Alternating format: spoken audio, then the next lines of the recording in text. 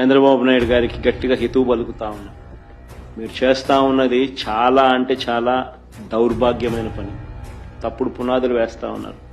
ఇది రేపొద్దున వృక్షం అవుతుంది. మీరు చేసే ప్రతి పని మీకు చుట్టుకుంటుంది.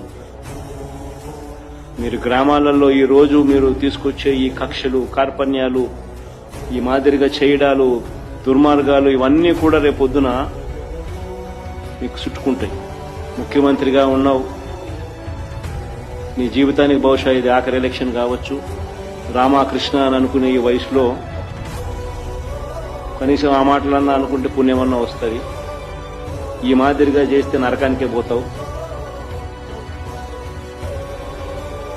ఇప్పటికైనా మార్పు తెచ్చుకో చంద్రబాబు అని హితవు పలుకుతా ఉన్నా.